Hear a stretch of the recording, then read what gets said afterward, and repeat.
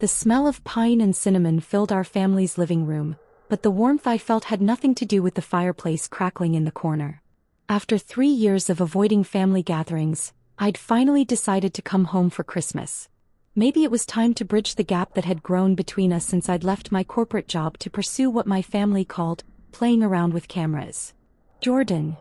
Mom rushed to the door as I stepped inside, pulling me into one of her signature bear hugs. I can't believe you're actually here. Derek and Michelle are already here with the kids, and your father's been asking about you all day. Dad appeared from the kitchen, wiping his hands on a dish towel, his expression more reserved than Mom's enthusiastic greeting. Well, look who decided to show up. How's the video thing going? Before I could answer, my brother Derek's voice boomed from the living room. Oh great, the family disappointment has arrived. He appeared in the doorway, his perfect corporate smile plastered across his face. At 32, Derek had everything our parents considered success.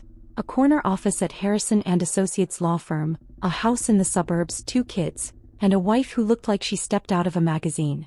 Nice to see you too, Derek, I replied, hanging my coat on the familiar hook by the door. Jordan. My 8-year-old niece Emma came running, wrapping her arms around my waist. Did you bring any of your cameras? Can you film me doing my dance? Derek quickly intervened, pulling Emma away. Emma, Uncle Jordan doesn't have time for that. He's very busy with his hobby. The word hobby hung in the air like a slap. I'd been running midnight productions for 3 years now, working 18-hour days, building something from nothing. But to my family, if it wasn't a traditional 9-to-5 job with a corporate title, it wasn't real work. Michelle, Derek's wife, emerged from the kitchen carrying a tray of appetizers. Jordan, how nice that you could take time away from your little YouTube channel to join us. Her smile was perfectly practiced, the kind that never reached her eyes. Actually, I've expanded beyond YouTube, I said, accepting a glass of wine from Mom. I run a full production company now. Derek let out a bark of laughter. Production company? Come on, Jordan. You film weddings and birthday parties. That's not a production company, that's a side hustle. I felt the familiar knot forming in my stomach, the same one that had driven me to skip the last 3 family gatherings. Nothing had changed. To them, I was still the family screw-up who'd thrown away a perfectly good marketing career at Thompson & Associates to chase some impossible dream. Derek, be nice, Mom chided, though her tone suggested she agreed with him more than she'd admit. I am being nice, Derek protested, settling into his usual spot on the couch. I'm just saying, at some point you have to face reality. You're 29 years old, Jordan. Most people your age are building careers, buying houses, starting families. What do you have to show for the last 3 years? Dad joined the conversation, his voice carrying that disappointed tone I knew so well. Your brother has a point, Jordan. We're not getting any younger, and seeing you struggle like this, it's hard on your mother and me. I'm not struggling, I said quietly, but Derek was already warming up for one of his lectures. Really? Because last I heard, you were still living in that tiny apartment above the coffee shop.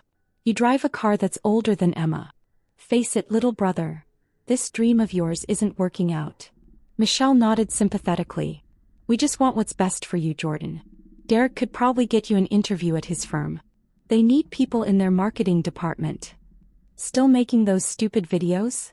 Derek laughed, settling back into his chair with the confidence of someone who'd never doubted their path in life. Get a real job like me. The room fell silent except for the sound of Emma playing with her toys in the corner and the soft jazz music Mom always played during family gatherings. I stared down at my wine glass, watching the dark liquid swirl as I considered my response. 3 years ago their words would have crushed me. Tonight they just felt irrelevant. You know what's funny? I said finally, looking up at Derek. You keep talking about real jobs and success, but you have no idea what I actually do. Derek rolled his eyes. Oh, here we go. Enlighten us, Jordan. Tell us about your revolutionary video business. Derek, Mom warned, but he was on a roll now. No, seriously. I want to hear this. What groundbreaking content are you creating? Wedding videos? Corporate training materials? Maybe some inspirational Instagram posts. I was about to respond when Dad reached for the remote. Enough, both of you. It's Christmas Eve. Let's just watch something nice and try to enjoy each other's company. Good idea, Mom said, relieved to change the subject. Maybe we can find a nice holiday movie. Something the whole family can enjoy. Dad scrolled through the channels past news programs and sitcom reruns, finally landing on Netflix. How about this? They always have good holiday content. The Netflix homepage loaded on their 65-inch TV, the familiar red logo bright against our living room wall. Dad navigated through the featured content, past romantic comedies and action movies, looking for something appropriately festive. "Oh, look at this," Mom said, pointing at a promotional banner that had appeared. "They're announcing their biggest series of next year. Shadows of Tomorrow. It says here it's their most expensive production ever." Derek leaned forward, interested despite himself. $200 million budget? Damn. That's serious money. The promotional video began playing automatically, showing sweeping shots of a dystopian cityscape, followed by intense action sequences and dramatic dialogue. The production values were stunning. Everything from the cinematography to the costume design screamed big-budget Hollywood. "This looks incredible," Michelle said, genuinely impressed. "It says here it's based on some graphic novel series. The creator must be thrilled." Dad adjusted his reading glasses to see the screen better. "Says here the series creator is someone named Jordan Phillips." The name hung in the air for exactly 3 seconds before the implications hit everyone simultaneously. "Wait," Derek said slowly, his voice losing its confident edge. "Jordan Phillips. That's not." The promotional video continued, and suddenly, unmistakably, my face filled the screen. Not a photo, not a brief glimpse, a full interview segment where I was discussing the creative process behind Shadows of Tomorrow, sitting in what was clearly Netflix's corporate offices, with the series title prominently displayed behind me. In this series, we wanted to explore what happens when society's most vulnerable people become its most powerful. My voice came through the TV speakers clearly. "It's a story about transformation, about finding strength in places where nobody thinks to look." The remote slipped from Dad's hand, clattering onto the coffee table. On screen, the interview continued. "Jordan Phillips, creator and executive producer of Shadows of Tomorrow, Netflix's most ambitious series to date," the host was saying. The series, which took 3 years to develop and cost over $200 million to produce, premieres February 14th and is already being called a game-changer for the streaming platform. Derek's mouth was hanging open. Michelle had gone completely pale. Mom was staring at the TV like it was showing aliens landing in the backyard. "We're also excited to announce," the host continued, "that this is just the first of 5 series that Phillips will be creating exclusively for Netflix under his production company, Midnight Productions, in a deal reportedly worth over $800 million. I took a slow sip of my wine, watching my family's faces as they processed what they were seeing and hearing. The interview segment showed clips from the series. The same stupid videos Derek had been mocking just minutes earlier, now revealed as scenes from what Netflix was calling their flagship production for the next 5 years.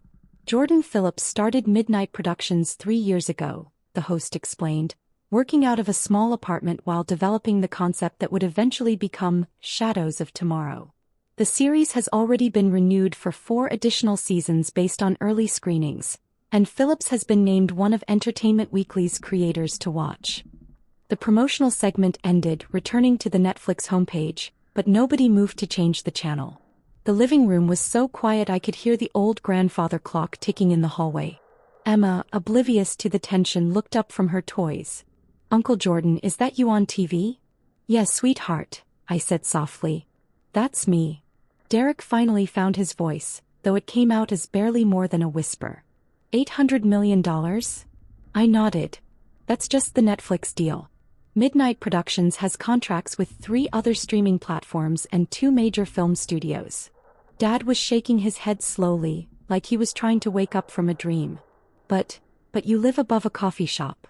"I own the coffee shop," I corrected gently. "And the building it's in. And 12 other properties downtown. I kept the apartment because I like it there. It's quiet, good for writing." Mom was still staring at the TV screen, even though it was now showing the regular Netflix interface. You never told us. "You never asked," I replied, not unkindly. Every time I tried to talk about my work, someone would interrupt to tell me I needed a real job. Michelle's perfectly composed facade was cracking. But Derek said, We thought you were barely getting by. I looked at my brother, who was gripping his wine glass so tightly I was worried it might shatter. Derek made a lot of assumptions. You all did. I don't understand, Derek said, his voice hollow. If you were successful, why didn't you tell us? Why let us think? Because success isn't about proving people wrong, I said, standing up to refill my wine glass. It's about building something meaningful. And honestly, I was too busy building to care what anyone else thought about it. Dad was scrolling through his phone now, presumably looking up everything he could find about Midnight Productions and Shadows of Tomorrow. His expression grew more stunned with each article he found. Forbes listed you as one of the top entertainment entrepreneurs under 30, he read aloud. Says here you've won 3 international awards for independent film production. There's a whole Wikipedia page about your company. The apartment above the coffee shop, Mom said suddenly, as if she was putting puzzle pieces together. When you said you were working on a big project. I was writing the series Bible for Shadows of Tomorrow, I confirmed. It took 18 months to complete. I'd work all night, then test scenes with local actors during the day. The coffee shop was perfect because it stayed open late and the owner, well, I didn't mind the noise. Derek set down his wine glass and rubbed his temples. Jesus, Jordan. I had no idea. I know. But why didn't you say anything? All those times I gave you grief about getting a real job, about being responsible. You could have just told me. I settled back into my chair, considering how to explain 3 years of carefully maintained silence. Do you remember what you said when I left Thompson and Associates? Derek's face went pale. Jordan, that was 3 years ago. You said I was having a quarter-life crisis and I'd be back within 6 months, begging for my old job back. You bet Dad $50 I wouldn't last a year on my own. The memory hung heavy in the room. I could see from Derek's expression that he remembered the conversation clearly. You said creative people were impractical dreamers who couldn't handle the real world, I continued. And Michelle nodded along while she talked about how cute it was that I thought I could make a living with my little camera. Michelle winced. I didn't mean. Yes, you did, I said, not angrily, just matter-of-factly. And that's fine. You were entitled to your opinion. But I wasn't going to waste energy trying to convince people who had already decided I was destined to fail. Dad looked up from his phone. There's an article here from Variety. It says Netflix executives called your series revolutionary, and that it's tracking to be their most watched original content ever. The early numbers are promising, I agreed. Promising? Derek laughed, but it was a broken sound. Jordan, they're saying this could be bigger than some of the most successful shows in television history. I shrugged. See, the real test is when it premieres in February. Emma had wandered over during our conversation and now she tugged on my sleeve. Uncle Jordan, are you famous now? I guess some people might know my name, I told her. Will you still film my dance videos? Of course, sweetheart. That's the fun stuff. Derek was shaking his head again. I can't believe this. 3 years. 3 years of thinking you were wasting your life, and all this time I was building exactly what I set out to build, I finished. Look, I know this is a lot to process, and I'm not telling you this to make anyone feel bad. But maybe now you can understand why I stopped coming to family gatherings. Mom's eyes were filling with tears. We made you feel unwelcome in your own family. You made me feel like my dreams were worthless, I corrected gently. There's a difference. The room fell quiet again. Dad had continued reading articles on his phone, and I could see his expression changing as he discovered more details about Midnight Productions' various projects and partnerships. It says here you've already started production on your second series, he said quietly. And you're developing a feature film. 3 feature films, actually. The first one premieres at Sundance next month. Derek looked like he'd been punched in the stomach. Sundance? As in the Sundance Film Festival. That's the one. But how? How did you go from making wedding videos to producing content for Netflix and Sundance? I couldn't help but smile at that. I never made wedding videos, Derek. I've been developing original content from day one. The first year was rough. I was basically working for free, building a team, developing scripts, creating proof-of-concept materials. But by year 2 we had investors interested. By year 3 we had studios in a bidding war. Michelle was scrolling through her own phone now. There's a whole interview with Entertainment Weekly where you talk about your creative process. And your family. My stomach tightened slightly. What did I say? You said. She read from her screen, my family taught me the importance of perseverance. When people believe in you, it's easy to keep going. When they don't, you learn to believe in yourself. Both lessons are valuable. That's very diplomatic, Dad said quietly. I meant it, I replied. Derek's criticism actually made me more determined. Every time someone said I was wasting my time, I worked harder. So in a way, I should thank you. Derek looked like he was going to be sick. God, Jordan. I've been such an ass. You've been protective of your little brother, I said. Misguided maybe, but it came from a good place. No, it didn't, Derek said firmly. It came from jealousy. I was jealous that you had the courage to chase your dreams while I took the safe route. And instead of admitting that, I convinced myself that your dreams were stupid. The honesty in his voice caught me off guard. Derek had never been one for emotional revelations. Mom was wiping her eyes with a tissue. We owe you such an apology, Jordan. All of us. You don't owe me anything, I said. But maybe going forward we could try to understand each other better. Dad set down his phone and looked directly at me for the first time all evening. I read about the themes in your series. The article said it's about people who are underestimated finding their power. That's part of it. Is that about us? About how we treated you? I considered his question carefully. It's about anyone who's ever been told they're not enough. Which at some point is pretty much everyone. Emma had been listening to our conversation with the intensity that only children can manage. Uncle Jordan, will you put me in one of your movies? The question broke the tension in the room and everyone laughed. If you can convince your parents to let you take acting classes, maybe we can work something out, I told her. Derek was staring at me with an expression I'd never seen before. Something between awe and regret. I can't wrap my head around this. You're actually successful. Like really genuinely successful. Define successful, I said. You're about to premiere the biggest series in Netflix history. You're worth. God, I don't even want to know how much you're worth. Money isn't how I measure success, Derek. Then how do you measure it? I gestured toward the TV where the Netflix homepage was still displaying. Tomorrow millions of people are going to watch something I created. They're going to feel something, think something, maybe even change something about how they see the world. That's success. Mom was looking at me like she was seeing me for the first time. When did you become so wise? Probably around the same time I realized that other people's opinions of my life were none of my business, I said with a smile. Derek stood up abruptly and walked to the window, staring out at the snow that had started falling. I need to ask you something and I want you to be honest. Okay. Did you invite us to the premiere? I pulled my phone out of my pocket and showed him the draft email I'd been working on for weeks. I've been trying to figure out how to word the invitation. The premiere is in 3 weeks here in the city. Red carpet after party, the whole thing. Derek read the email draft over my shoulder, his expression growing more pained with each word. The invitation was warm, gracious, and completely free of any mention of our family's history of doubting my career. You were going to invite us even after everything we said? You're my family, I said simply. This is the biggest moment of my career so far. Of course I want you there. Michelle was crying now, not bothering to hide it. We don't deserve that. Deserve has nothing to do with it, I replied. I love you guys. Always have. I just needed you to love me back without trying to change me. Dad cleared his throat, clearly struggling with his emotions. Son, I owe you more than an apology. I owe you respect.